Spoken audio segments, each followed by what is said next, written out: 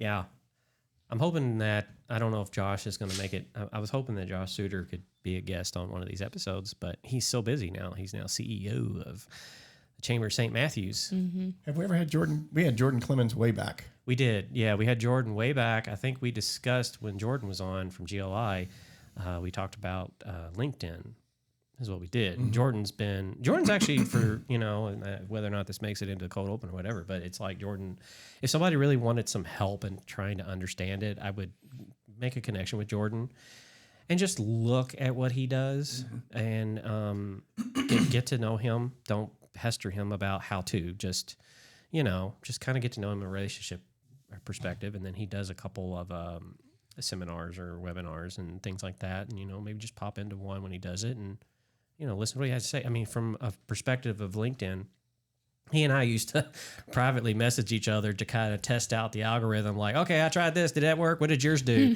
And now I don't even bother because he'll post a picture of a building with some copy and it's got 17,000 hits. But Jordan's kind of like a celebrity now.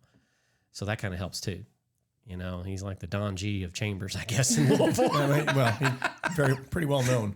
Yeah. Of course, that's his job. Yeah. He is to go out and make those connections and introduce himself. And by doing that, he's introducing GLI. So yeah.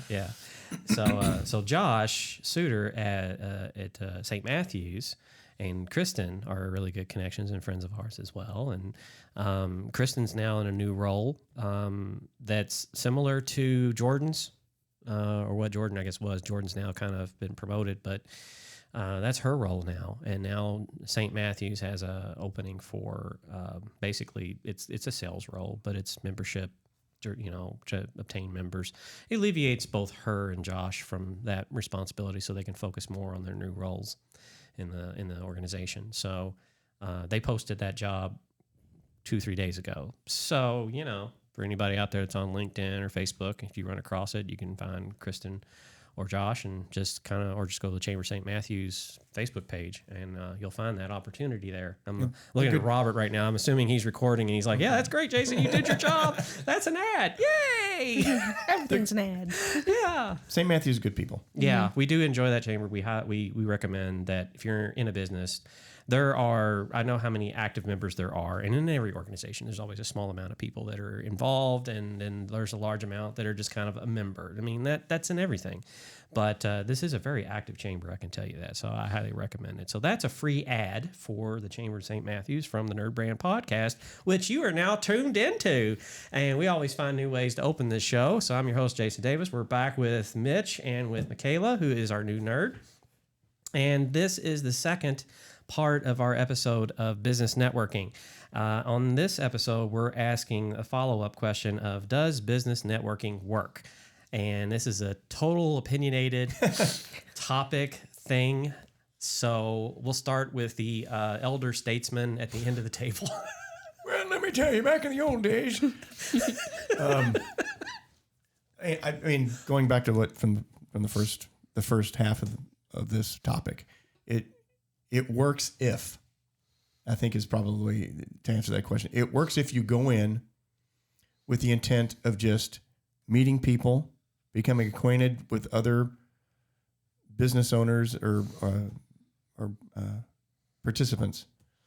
Number one, as a way to gently and in a friendly conversational fashion provide awareness about who you are and what you do. And through that, to make acquaintances with people who, even if they don't have a need for you at that moment, they may know somebody who eventually does. It's not a hard sell environment.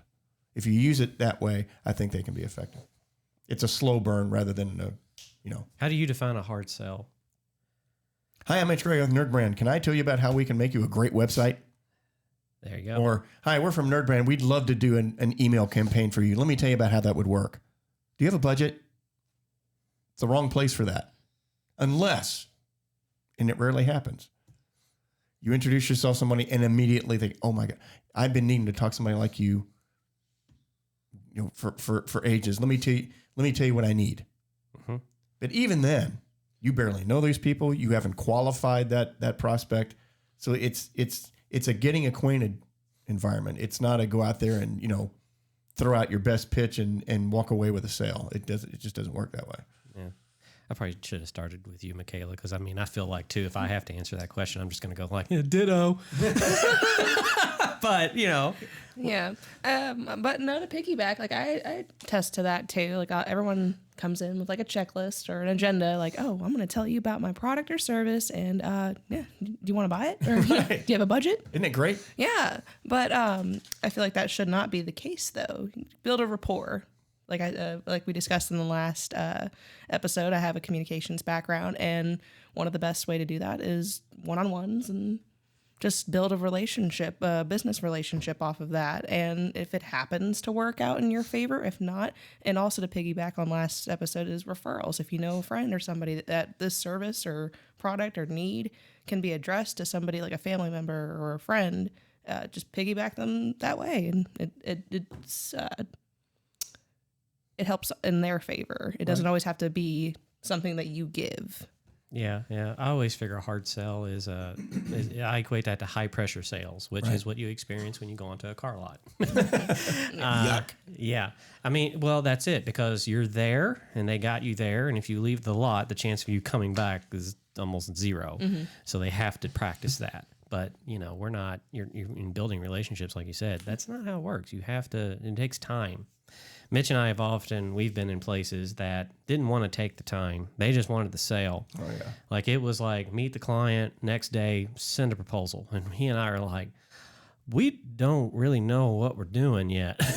Yeah. I mean, a network event is not about making assumptions. Yeah. You don't go in there assuming that everybody there is going to need what you got. Yeah. It again, I go back to that kind of slow burn analogy. It's about making friends. Yeah. And giving them a reason to remember you. Give them a reason to like you. Give them a reason to be interested in you. And then maybe over a longer term, they may come back with a need, they may not, but they may know somebody who does. Yeah. It's about making those kinds of connections. I've noticed that, to kind of plug us a little bit, is that when we go into a room, that it is a branding agency, they're thinking that we're going to redesign their logo, we're going to make changes to the logo. Well, that is not our first thing to ever really address. If we do address the logo, it's more of clean up, standardize the colors, everything, the fonts and all that. So it's not selling you a new logo. It's not creating a new one. It's not redesigning. It's just cleaning up, which is still costs money because of the time. But at the end of the day, it's like we're doing that. In web, often when engaging with people that want a new look or everything, they'll come to me and they're like, hey, well, how much does a website cost? I'm like, well, what do you have now? And how much does a car cost? Yeah, how much does a car cost? I mean, seriously. So you kind of have to, I look at it, if it's WordPress, I go like, well, that 80% of the problems are fixed there mechanically. Now it's just the theme. If I find it's a commercial theme, then we'll reskin on an actual base theme that I have, and then we'll move forward. That's still faster and easier financially and everything than a brand new site. But we still go through the same project of design. Sometimes I do find sites that people have that are WordPress sites, for example, and it's fine. Believe it or not, it does happen. It's very rare, but it has happened. And I'm like, okay, well, we're just messing with the content. We're just relaying things out. We're making some changes here. We're doing more design than we are development. Right. And that also can be the difference for the customer to not think that, I just got a website a year ago.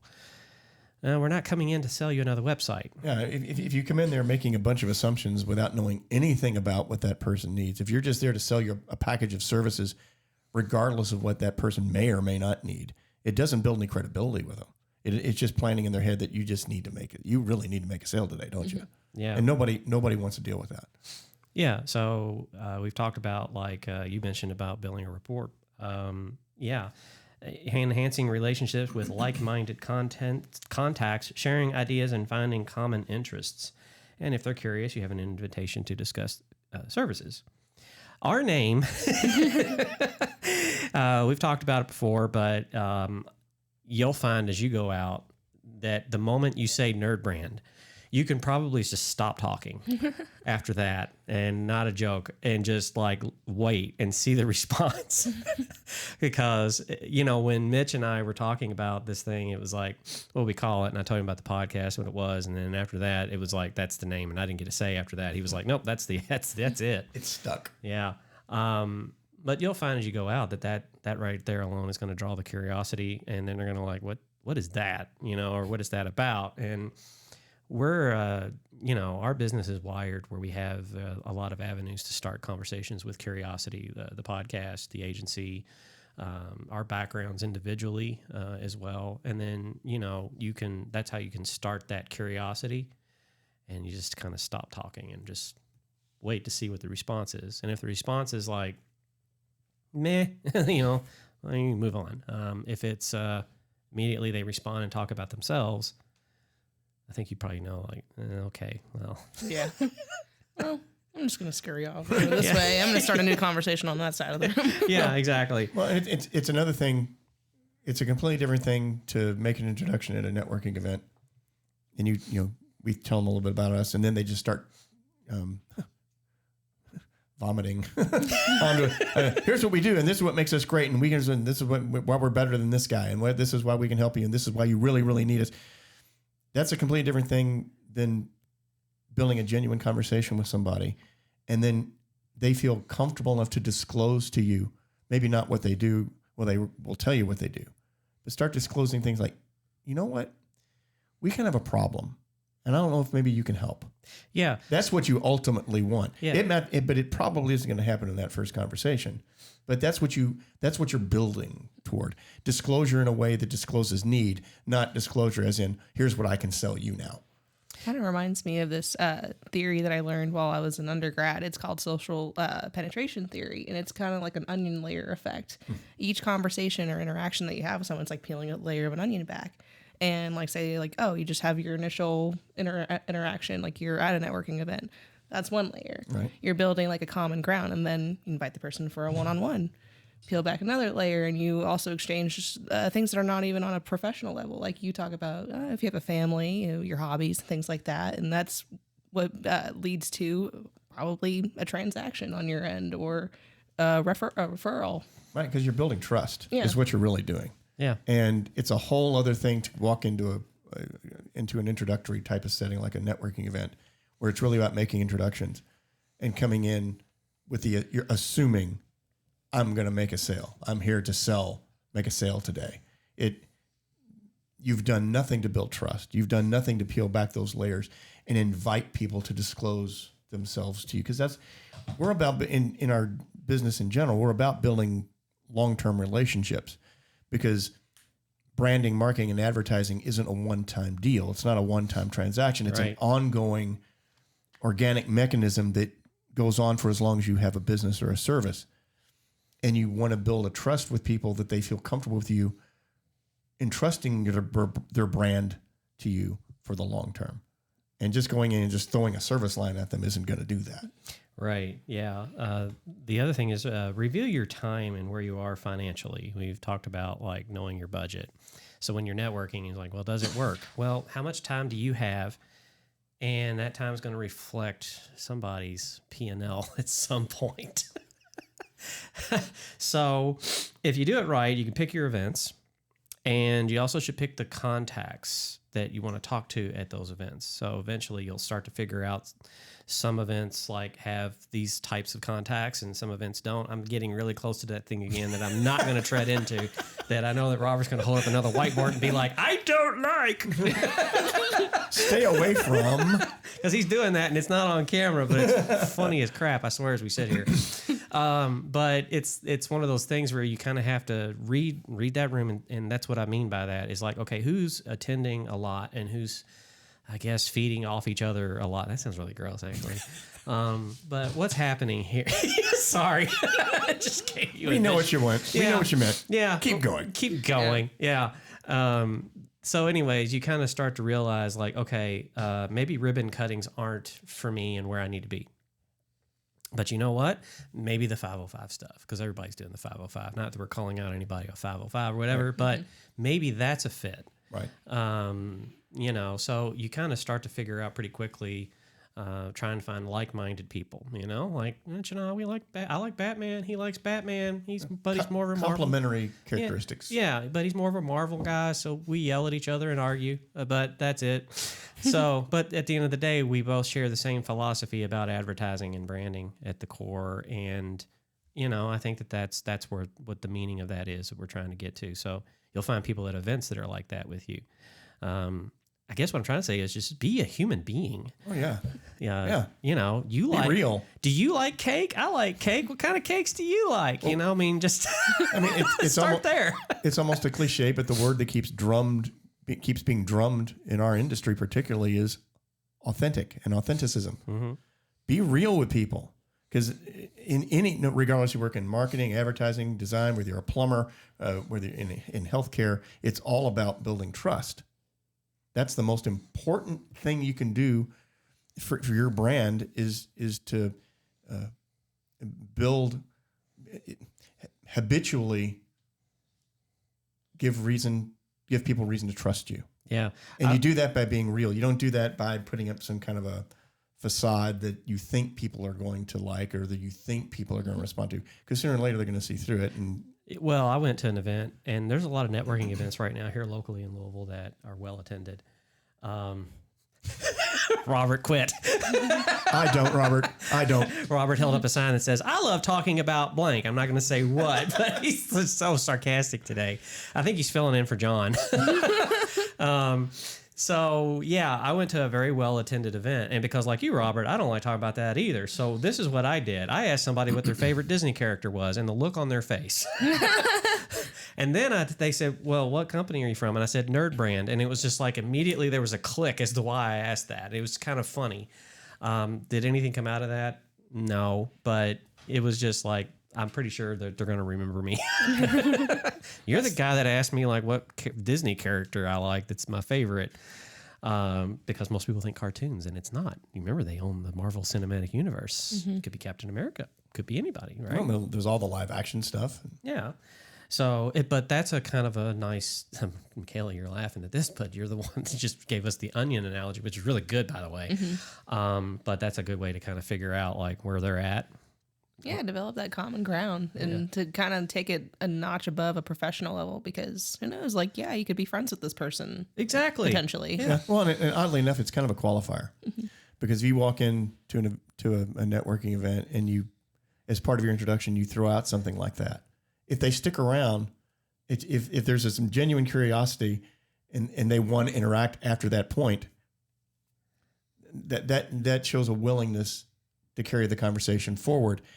You throw that out to somebody who's there just because they're on a mission, they're probably going to go, okay, and they're going to maybe give you some kind of pat answer, and then they're going to kind of wander away, which is fine. I don't think you and John have been in a. She has. I don't think you and John have been in a room at a leads group with me because they have that opener at the beginning, and you can testify to this. Like, I don't stand up and say like we do blank to blank. I'm usually like just cutting jokes, tell story, and done. Yep. And then everybody's like, "What?" Something other than just what's expected. Yeah, I do. Yeah. You know, sometimes being whimsical, it adds to your pitch. It shows that you're enthusiastic about not only what you do, but it embraces your personality and makes you want or other people compelled to have a one-on-one. Yeah, we're in advertising. Mm-hmm. It displays empathy too, I think, to some degree, which is another part of that. Again, I keep going back to trust. It's another one of those aspects that helps develop that trust, because if you're willing to, if you're a little more loose and you're more conversation, you're a little more disclosure. Disclosured? If you're disclosing a little bit more about your true self, it puts people at ease. Yeah, it does. You're real, and they're like, oh, I don't have to be afraid of this guy or this woman. I want to listen to more of what they have to say because they're not taking themselves too seriously. There's somebody I can warm up to. Mm-hmm. Yeah. I mean, it's I use humor a lot to deflect. Obviously, I've got some issues, maybe, but You want to talk about your childhood, Jason? yeah, Defense mechanism. yeah. I was an only child, and then, it was just Play-Doh was my friend, whatever. But yeah, but it's a really good. It's cause somebody asked. It's just like was talking to somebody the other day, and she was like, "Where do you get this crap from?" And I was like, "Have you ever seen the movie Airplane?" And she's like, "I've avoided that." I'm like, "You want to understand me? Go watch Airplane." You mentioned only child and your best friend was Play-Doh. I just see this vision of 4-year-old Jason sitting at a little play table, and he's got friends that he's built out of Play-Doh sitting at the table, and that's his life. And I'm sad. No, I never did that. I had Transformers. I was one of my earliest memories. Anyway, we ain't gonna do that. But it's always fun to kind of be at those. I do enjoy being at the leads groups and doing that and attending. So, the dynamic with us, I don't care if people hear this, it's not a secret, but it's like, we'll probably switch off and, I'll go this time, you'll go the next time. Or if you're like, no, I got it for a while, I'll be like, okay, cool. I feel like that contributes a lot to our what we do too, because it's like a different person each week. Yeah, it's kind of like a guest, like bringing a guest too. Yeah, to the meeting. Well, you're also the variety and everything. I mean, what we do, we're actually showing what we do. Mm-hmm. That's the thing, and I don't do a very good job of explaining that because I'm trying to wait to see if somebody catches on, and then I'm realizing I'm kind of not doing a good job of saying because they're thinking so businessy. And I'm like, I'm actually showing you what we do. It's communication. Right. Mm-hmm. We're writing copy. Is it going to be in this tone that's cool and funny and attracts people for a sale, or is it going to be like all professional, derp and boring and just bullet point. Yeah, Well, my father drives an Aston Martin. She could do voices. I really like her. But yes, it's exactly that. And so it's always giving an example instead of giving a pitch is my mindset when I do that crap. Yeah, don't tell them, demonstrate it. Yeah, it's always that. Thank you, Mitch. See, and that's what Mitch is for. Mitch will take all these things that I say and he'll condense it down to pretty is easy, smart is hard. And I'm like, profoundness. That's what we call them, axioms. Mitch's axioms. I got loads of them. Yeah, we've got like a booklet of them, and we really don't know what to do with some of them, to be honest. Maybe it's a good leave behind. I think that what we're going to do in the future is we're going to turn them into podcast episodes, and so we're going to start with this axiom, and then we're going to go through that. And we're going to go through the next one and the next one. So that's something that everybody now has a preview of. What stay tuned. Yeah, stay tuned. You get to hear me pontificate more, and I know you all are loving hearing about that. I would like a camera that kind of points to the booth whenever Robert holds up a sign, but then in some cases you may have to get good at censoring Robert where you just blur it out. Yeah, they blur certain words. Yeah, because remember, we are on Apple for their iTunes, and it's been rated G, so we'll leave them guessing. Apple doesn't have any video. We're fine. Oh, well, there you go. Yeah, see? That's surprising. I didn't even think of that. Yeah, Spotify does, and I don't know, does that... Yeah, I'm not quite sure how that works as far as censoring just written words. I'm sure there's some type of smart technology. An algorithm. And there's probably periodic reviews. I don't know. Good question. Yeah. It's the world of podcasting. It's gotten so much bigger now with video now being in it. I mean, it's just amazing. Anyways, so pro tip as we finish up today is if the prospect says, this reminds me of, it's time for you to jump ship. So, and the reason is that they're not a prospect because you don't fit something new into something old. So this is your cue to understand. Yeah, I know. It's like it's weird. It's like I should do like a whole thing on sales because I feel like I talk about that more, and then because I know we have the branding part, but then there's the part of me that's the business sales stuff. Everything's an ad. Yes, it is. But what the purpose is, they don't have any curiosity. That's how you kind of qualify that because we talked about make them curious on our last episode. Well, this is how you qualify if they are or not. If you hear that come from them, well, this sounds a lot like, well, no, it ain't. Yeah, they're putting you in a box. Yeah, they're trying to fit something old into something new. So that's your cue to kind of like, cool, it was nice meeting you. Or even if they just kind of misinterpret what your mission is or what you do it with completely like the exact opposite or not quite, and it just kind of... It sets a wrong tone too. It embarrasses them a little bit. You feel a little embarrassed because like, oh, maybe I didn't articulate this the best way possible. Or they're not listening. Yeah, or they're not actively listening. So yeah, that's another reason you gotta be like, oh, I'm just gonna scurry on this way. That's a good point. Yeah. I'm gonna go to the cheese table now. I think the last event that I don't care if people see this or not, Robert, but yeah, you and I hung out at the last event and we were kind of like the nerds in the room. We were just watching everybody else.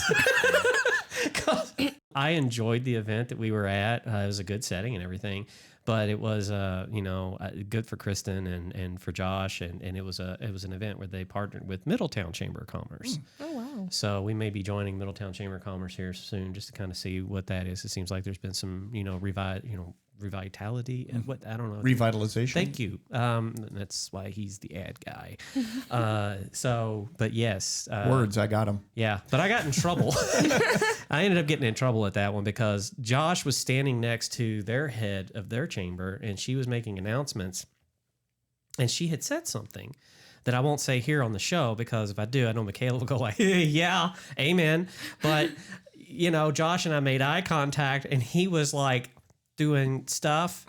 Making faces. And there was people watching him, and Robert was like right over my shoulder, and I was like doing this to Josh, like, stop it, shut up. And then the lady stopped and said, what? No, that's not right. And I was like, no. So I wasn't talking to you. Yeah. So it's a very comical thing if I'm in the room at a networking event. All of a sudden, everybody's looking at Jason. Yeah. And it's not on purpose. I swear to God. Like, we live up to our name.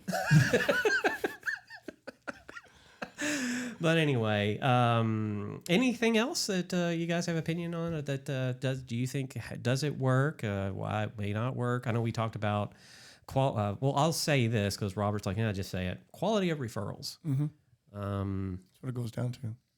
Yeah, that's when you start to figure out. For me, that's when you start to figure out things aren't working. I really love your onion analogy, by the way. I'm like, it really is a good analogy. It makes me think of, like, obviously your background and degree and everything.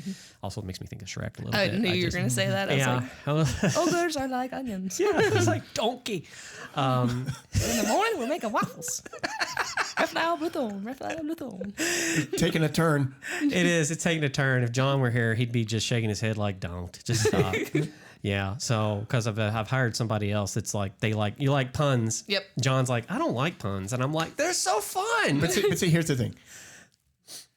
Now Michaela is comfortable enough that she can disclose more of her nerdisms to us. Mm-hmm. And the theme of this entire, this two-part series is, well, not the theme of it, but one of the aspects about successful networking, it's about disclosure. Mm-hmm. What you disclose to the people you're meeting, but more so what you want them to disclose to you. It's about building those relationships, building those conversations that sometimes start out of tangents that don't really have anything to do with building business or whatever the case. Right, yeah. But it's about being real, being authentic, and being a listener and being human.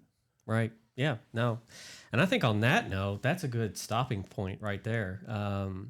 That's from Mitch, our creative director, and it's what he does. So if you meet him and you think, oh, he's going to make graphic design and logos, boy, you're in for a treat, because that's not always the case. He's going to enlighten you to some stuff. But anyways, we thank you for tuning in to the NerdBrand Podcast. On the last episode, I didn't do this, and bad on me. I wagged my finger. Yeah, he did. He was like, you didn't say go follow, click the bell, subscribe, and like on YouTube. You can find us there if you just search for NerdBrand. Or if you want to find us across social media, just look for @NerdBrand Agency. That's our handle everywhere. We are also on iTunes and Spotify. So if you like to stream this and listen while you're out, please do so. We appreciate that. We see you, know who you are, and we thank you for being a listener. And we want to tell you to remember, keep your nerd brand strong.